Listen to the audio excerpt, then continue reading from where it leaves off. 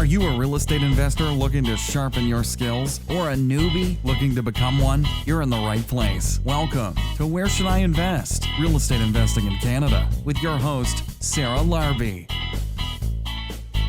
Chelsea, welcome to the show. How are you? I'm great. How are you? Thank you for having me. I'm excited to have you. I ended up reaching out to you because I love what you've been doing with the Kiwi, and we'll talk about that as well. And I think we have like some connections in common as well. But before we dive right into it, maybe just give us a little bit of an overview of like who you are and when it comes to real estate investing, a little bit of your strategy. Absolutely. Yeah. So most of what I do right now is short-term rentals. We had 12 cottages. And I normally do burrs, and I've done flips in the past, not recently, but that's kind of how I started out, was doing flips. And most recently, we purchased a 15-unit motel in Grand Bend, which we fully renovated, and it actually opened in July 1st last year. So that's been my most recent largest project. Yeah. Okay, amazing. And how long have you been in real estate investing? Like, when did you get started? Oh, so I bought my first house when I was 19. Okay. So that was big bug in here. That was, I guess, 12 years ago now. So 12 years I've been in real estate. When I bought my first house, I kind of I lived in it and sort of worked on it while I lived there. And then wanted to buy something else. So I realized I, could kind of make a profit off of doing that. And then I didn't really realize it, but that I was flipping while I was doing it. So I just kind of did that for a couple of years. So that was kind of how I got started in it. And then I met Kyle, who's my husband now, and he was into real estate. And we were dating for about 2 weeks, and then we decided to flip a house together. So that's awesome. Yeah. And Kyle, as in Kyle Ford, go-to mortgage broker for many investors, and also a good friend of Rav's, and he's on the show quite often. Yeah, exactly. So Kyle was already kind of doing some bigger stuff in real estate. So when I met him, it was just, we kind of had the same goals, and then we started doing some investments together. So very cool. 2 weeks and you've already got a house. You skip all the other stuff. You just go right into it. That's awesome. I love it. Yeah. And I didn't even, at that time, I didn't have a primary residence. So all my money went into the flip. So I was like, yeah, I kind of need somewhere to live. And he wouldn't let me live in the flip because it obviously wasn't great for construction. That's true. But I made it work. Yeah, no, for sure. Now, obviously, you started early. Did you have a mentor or somebody that guided you to starting, the investment journey, or did you kind of just figure that piece out on your own? Yeah, I think at the beginning I figured it out on my own. And I didn't really know what I was doing, but I was making some money along the way doing it. I ended up working for a real estate investing network as an event planner. And I took that job because I wanted to learn more, and I couldn't afford their membership. That's good. So I thought, smart. Yeah. So I thought, well, they gave you a free membership if you were an employee of theirs. So I was like, sure, that sounds great. I can figure out how to do this job. And that's kind of how I got the actual knowledge part of it, and learned, how to get to the next step and that type of thing. So very cool. Love it. So I think originally I was like, you're the Kiwi hotel or motel. Anyways, it's beautiful. Motel is awesome. I love the marketing around it. Love, the concept. And so I do want to take some time to talk about that, because it's not every day that somebody goes from, burrs to cottages, and then all of a sudden, here you are purchasing a motel. I mean, I bought some raw land when I'm working on a resort as well, which is super fun. So I think we have some really cool things in common. But maybe share your journey about that, and when you found it, and like, let's just talk through some of the logistics of it. Yeah, so I think it was honestly almost 4 years ago now. I saw the property for sale. We had a couple cottages in Grand Bend at the time, and I thought the property was really cool. It was maybe a little like outside of what like people think of in Grand Bend, because if you know the area, there's like the very busy strip, and then our motel was kind of like just off the strip. So it was listed for sale, and it was in like really, really rough condition. Like nobody was even looking at it. I don't even know if they had any showings, honestly, of this property, but it was a really big like chunk of land, really close to the strip. So I thought it was a really cool opportunity. So that was about, I think it was almost 4 years ago now that I was like, let's go look at it. We looked at it. We were like, oh, okay, this is like crazy. Like, no, we can't tackle this. Like, we don't know what we're doing. And we walked away. We were like, no, we're not going to put an offer in. And then a year later, we were hearing a lot of things that were going on in different municipalities with short-term rental restrictions, and having a lot of cottages in one specific area. We were getting a little bit nervous. I was hearing of places like banning short-term rentals altogether, right? Like we may not even, I think at that time we had 6 cottages, and we didn't know what was coming. We were like, are we gonna, be able to even operate this? Like, although I had like a cottage rental business, it wasn't necessarily like a real business per se, because it was, residential properties. And I'm like, okay, so like, what are we going to do if they tell us altogether, we just can't even rent these properties? Like, I can't do anything about that. Yeah. Not to mention like everything that happened during COVID, and like, oh, you're allowed to run. No, you're not. Like, that's true. It was just super, super stressful on us. And I just didn't really know. I loved the business, and I loved having something in Grand Bend to offer accommodations. So I'm like, I kind of wanted to look for something that makes this more legit, right? Like this, I want my business to be a real thing. So funny enough, one of my cleaners actually was cleaning at that old motel that never sold. So was it still for sale at that point in time, or like did they take it off the market? They took it off. Okay. They'd give it up. They're like, no. So my cleaner's like, you need to buy it because your cottages are beautiful, and I think you should buy it. And I'm like, okay, well, like, let's talk to her. Like, I don't know, the owner, and see if she's like still interested in selling it. And turned out it was like perfect timing, because she's like, yeah, I just like, I'm done. I want to get rid of it.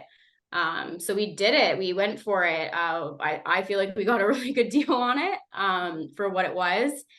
And it took us almost 2 years to do the renovation. It was very stressful, more so because it was like in the thick of COVID, and getting like contractors was impossible. But we also had some like bigger plans for it as well. We thought about there's 2 buildings, so it's 15 units. There's 13 on one side and 2 on the other, and there was like a really small gross lobby area. So we thought about the one smaller building, taking that down and building something big and crazy. We also thought about doing a second story on the other building to make the rooms bigger. Tons of different ideas, and we just had a really hard time working with the municipality on it, honestly. Oh, yeah. As you probably know. So we made the decision a year in to be like, let's just renovate it as is. We saw the success that the girls at the June Motel had, if you're familiar with that property and their business. And they did such an amazing job at marketing and creating something from like a really small space. So I just always kind of kept that in mind, that like, you don't need huge rooms to keep people happy. You don't need all these fancy things. It just needs to look good. It needs to be pretty on Instagram, and be somewhere that people want to hang out. So That's kind of where we went with it. And last year we opened in July, which was not the ideal time. We wanted to be open in April. We all do, and then there's always case. delays, unfortunately. I think it was honestly, we had an 8-month delay on ours, just waiting on the hydro pole. 8 months. Oh yeah. Yeah, that was pretty much the year that we wasted, was about hydro. It was a hydro line that they wouldn't tell us when it was going to get moved. That's the same thing. Like, and they just wouldn't do it. But anyways, it's crazy. But these are the things that you don't know until like you're experiencing it, and you're like, this can actually take that long. Like anyone would be fired, but somehow they get away with it. I don't understand it. And yeah, like it was, we were like, okay, let's put the second story on this building. And they're like, well, you can't because it's too close to the hydro line. But the neighbor's paying to move the hydro line. Okay, so when? Well, we don't know. We don't know when that's going to happen. And it's like, okay, do we wait? Like this could be 2 weeks or this could be 5 years. Like they wouldn't even tell me. So it's crazy how like other people's decisions too, and what other people are doing around you affects what you can do. And that was like very unexpected. So let's go back a little bit to, because I mean, obviously Kyle is a mortgage broker, and I want to talk about the financing for this. Did you go conventional? Did you get creative? Did you do some type of vendor take back with a seller? Like, how did that all pan out?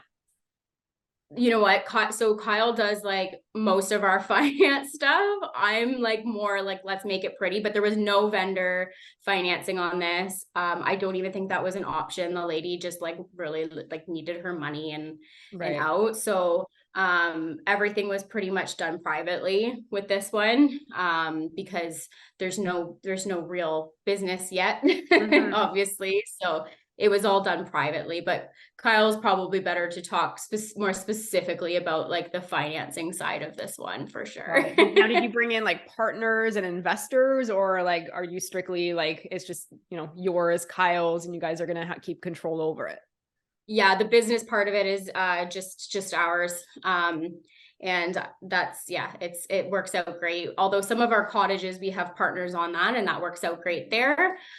This, we really we wanted to keep this in ourselves, and we have, like you say, like full reign of what we do with it. So that works out great. Yeah, I know, it's awesome. So obviously you're doing renovations in the middle of the pandemic. You're pivoting with a city. You're probably waiting on a lot of it is going to be waiting on them and just all that stuff. But let's talk about the concept, because it is really cute. Like you said, it's very Instagrammable. Like what are some of the ideas behind that? I mean, I think you mentioned like you're the person that makes it all pretty. So share your thoughts with us. Yeah. So I'm an interior designer. Like that's what I used to do in a previous life. So I don't do a lot of that anymore, but for our own projects, I do all of our design, picking finishes, et cetera, et cetera. So with some of our competitive hotels and resorts, a lot of them I was finding were geared like strictly towards women, which is fantastic. But I really wanted to create a vibe where like men would feel comfortable being there as well. And so that's kind of like shying away from like the pinks and the, like those kinds of things. But my personality and like things that I enjoy in life are like, and the reason why I live in Grand Bend is because I love the beach. I love like tropical. I love Latin music. I love like all of those things. So I really wanted it to embody like my personality and like why I would have a hotel there. So I went for like more of like tropical vibes of it. And it's very like palm trees, blues and greens, and like vibes from the water and the earth and those types of things. So even like as far as the wallpaper that I got came from Australia, because Australia is very much like the vibe, has very much the vibe that I was going for. Yeah. So I just wanted it to be like a cool place that people, like I say, could take those like Instagram pictures, and it would be popular on social media, because ultimately like that's our marketing strategy for the most part, right? Yeah, for sure. So you had it up and running in July, and probably like, I mean, I don't know if you've experienced this, but like many markets, short-term rental markets around, became quite saturated over the pandemic. Everyone wanted to buy a cottage and everyone wanted to make money, and there was a lot of money to be made during the pandemic and some before. And now the rates have gone up, as you know, and people are definitely tightening up their purse strings and not spending as much. What are you seeing from your standpoint? I mean, obviously you've got cottages as well.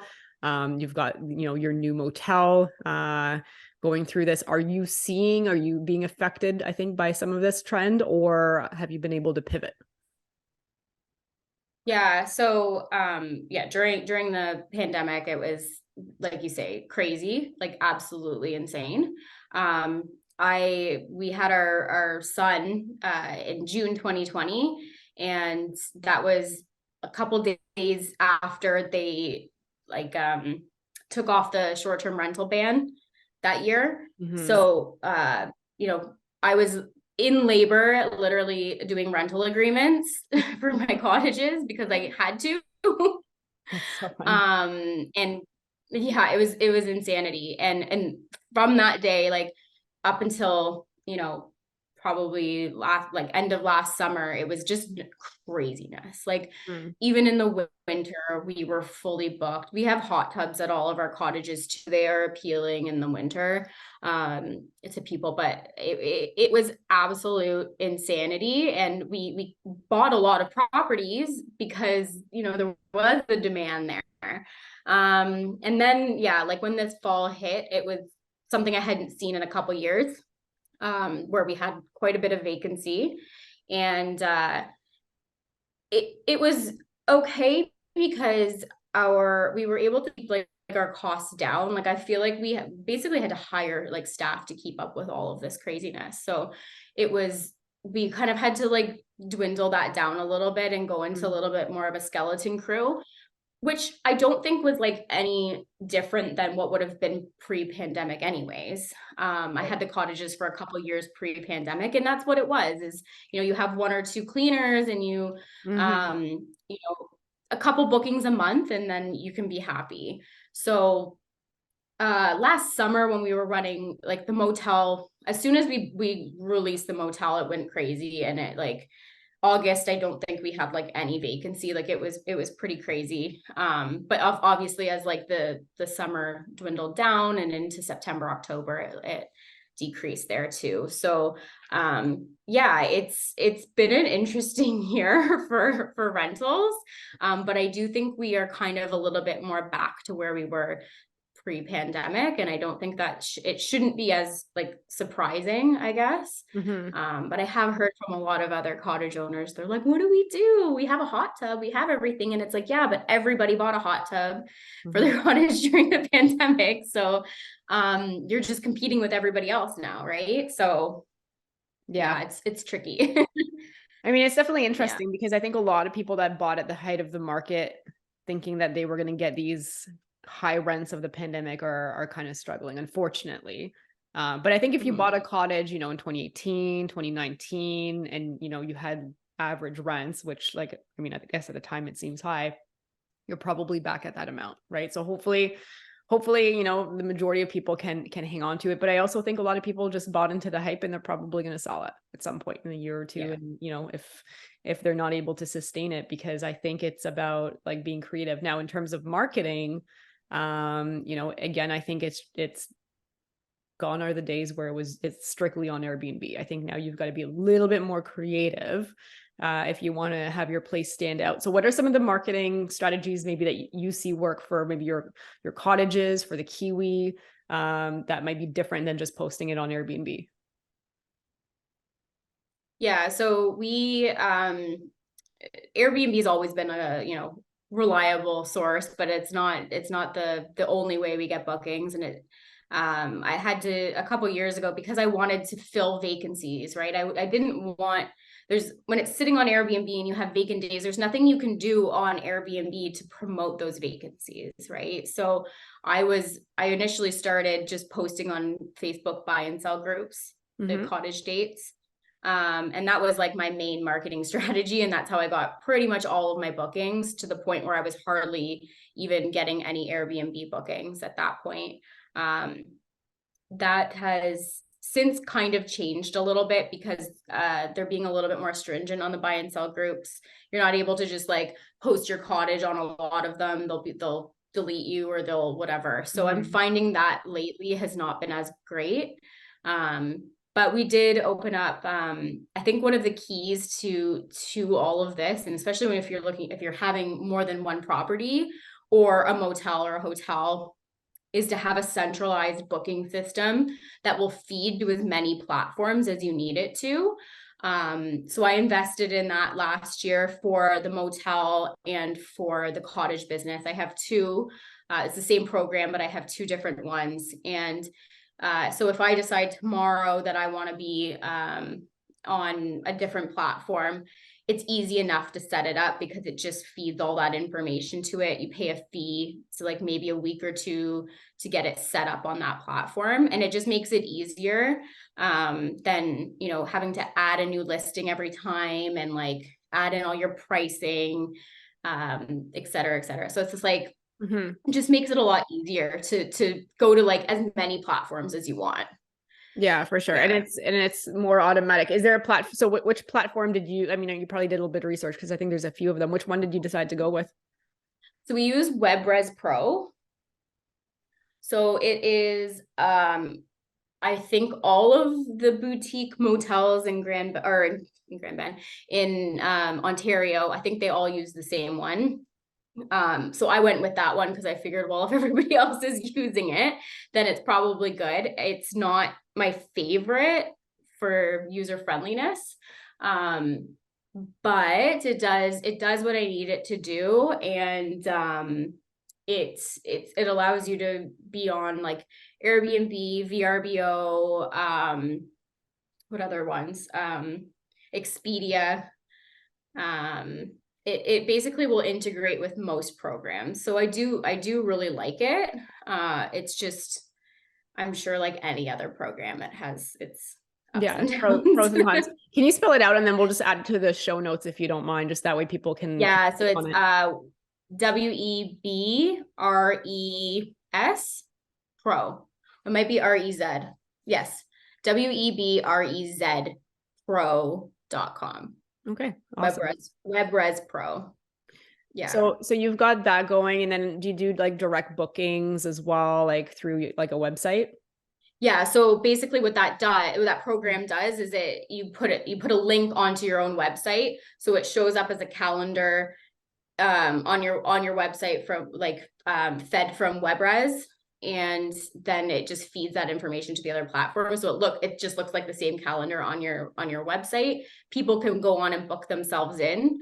For a long time, we were doing manual bookings, not with the motel, but with our cottages. So they'd have to email us or call us, and then we would like send them a contract, and then they'd e-transfer us. Where now it'd just be like, okay, here, book yourself. Like you just click on the date, book yourself in, you put your credit card information in, it automatically sends your confirmation email. It automatically blocks the dates on all the platforms. And it's very, very seamless as long as it's set up properly. Awesome. Okay, good. And then like, what about like giveaways and different things like that? Like, did you like create some buzz as you were launching? So like if somebody's got, I don't know, place anywhere in Canada and they want to create some buzz around it, like what did you do as you were launching for July? I'm also curious just for myself, because I'm like in the middle of launching mine. Okay. So just so it's said, when I was launching the motel, it was, I'm sure you can understand this, I was like very high stress. Yeah, it's stressful for sure. Yeah. And I was at that point, I was like trying to like get to delegate as much as possible, but like a lot of it literally just lived in my brain. And it was like, I don't even have time to delegate this to somebody. So it was very, like, I was kind of going into it. It's like, honestly, I just need to get the renovation done because like I was basically our GC for that project. Wow. So I was trying to just get the renovation done, and I'm like, I don't know if I don't know what I'm gonna do when I launch it. And I hope that people just see the pretty pictures and they're gonna be like, oh, let's book it. So what the first thing that I did was, obviously I got a professional photographer in, like literally the day I got a picture of something that could look cute. Like, I don't even think we were anywhere near done. I just got her to come in and take some cool pictures, and got them up on social media right away. And started posting. It was mostly just like through social media. And by the time we had launched, we had a couple people in that were also posting pictures. And then people were like walking by and saw it and stuff and coming in. And so I was just getting as many people as possible to like post on social media. And the big one for me was I actually paid for Discover Ontario to come in, and she used existing photos that I had and did an article on me on my motel. So, and did you find that worked? Because I was looking into some of that, and I've gotten mixed reviews. Like, some people say it helped them, some people say it was probably like it hasn't brought anything. Yeah, I think it totally depends on what time of year you do it. And I think I like lucked out on getting her like right in when people, like July 1st, basically, like when people were just starting to book. And it really like exploded. And then what that ended up is Narcity contacted me from that post. And then it kind of snowballed from there. I had a lot of I'll call them content creators on Instagram that still contact us. They want to stay for free, and then post content. Some of them want to be paid for that, but I'm going to say that like nothing against them, because they obviously work really hard for what they do, but you don't need to pay them anything. Giving them a free stay is more than enough. I've gotten one of the influencers or content creators that was there. She has over 7 million followers on TikTok. So, and she just wanted a free stay, and she posted a bunch of stuff, and she didn't want anything else. And like, that was obviously really good as well. So I think like, yeah, a mix of, paying for certain content creators or articles, and then a good mix of like a good influencer campaign is super important. But you'll get a lot of people that contact you that are like, oh, I have like 1,000 followers and I just want to come and stay. And it's like, no, but you literally have to weed people out. Like, every single day I have people contacting me. So you really have to like pick through that to make sure you get good people and people that are going to create really good content. Right. So yeah, for sure. I actually have a friend. She also does that whole content creation. So she's coming for a couple nights in May. I'm excited to see, because again, with the photos and the pictures too, like we're going to get a professional photographer, because so far it's been like me, and then stuff that we've like used like back in the summer, which is still, it's something, but it's not like, there's probably a huge difference as the photos get better in quality of the pictures and the videos, and that stuff like improves. Yeah. A professional photographer is definitely key in this. And the cool part about the content creators too that I'd like to mention is, if you are like slow, or it's your slow season or something, and you do have somebody that comes in that's a content creator, maybe they don't have a lot of followers, but they take really good reels, like video reels, and they take good photos. If you get them in for a free stay and it doesn't cost you any, they'll give you all of that content to use. So it's kind of like paying for a photographer without having to do that too. So that's something we did over the winter as well, just to get some more content over the winter without having to actually pay for that photographer to come in. That's great. Now we have a marketing person on staff now that we've hired recently, and she's actually a professional photographer too. That works. So, it works out great now. That is awesome. Now, so like for my resort, we're going to be really catering as well to like, micro events, like corporate clients. I want to do retreats or staff appreciation events or business planning meetings, micro weddings. Like, are you guys offering any types of events or retreats or anything like that for the Kiwi? Yeah, so we actually have an event coming up in June, Nice. and it's actually a real estate event. It's more of like a networking, have fun in Grand Bend. We've got like a beach party, a pool party, and just like networking with some really good people. So we're actually planning that event ourselves, and Cool. it's so it's at the motel, and also we've rented out some of the cottages too, so we can accommodate more people. So we've started doing our own like real estate networking events there as well, and then some we're open to a lot of different things. We can actually, hopefully by next year, we'll have the ability to host like weddings and stuff too. That's awesome. Yeah. So when is the event? So if investors are listening to this and they want to attend, like what are the dates? Is there still room to join? What are the prices like? Yep. So prices vary. So sorry, I'll start with it's June 9th weekend, so the 9th to the 12th. Mm-hmm. And the prices vary. So it includes all of your food and access to the event, as well as your accommodation. So it depends on whether you book a motel room or a cottage. And when you book the cottage, you can book it with a group. I think it's up to 6 people per for some of the cottages, and then 4 for the smaller cottages. And then the Kiwi rooms, the motel rooms, are only 2 people. So those ones are a little bit less expensive, but the prices range, I think, from like $12.50 a person for the weekend to about $1,500 per person. And like I say, that includes like the access to the event, all the events, and your food, and a couple drinks as well. So it's very reasonable. I can share. It's actually an Eventbrite link, so it doesn't have like a small URL, but I can share that with you as well. Yeah, But absolutely. And then we can post it on the show notes. So if anyone wants to join, we'll add it so that if someone wants to buy a ticket, that'd be perfect.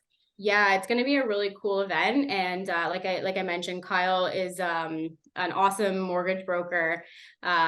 He's one of the top mortgage brokers in Canada, and he'll do a little bit of speaking as well. So that'll be great. So we'll have some good content, and then you also just get to meet some other awesome like investors in the area too. So amazing. That sounds awesome. If I wasn't probably going to be at my resort trying to get it up and running, I'd definitely join. I definitely want to, if you're going to have more in the future as well, definitely something awesome. So, so I guess we'll ask one more question, then we'll get to the lightning round and close it off. But what's been the most challenging thing for you, purchasing or renting or renovating the entire resort? Like, what are some things that you're like, oh, I didn't know that this was going to be so difficult?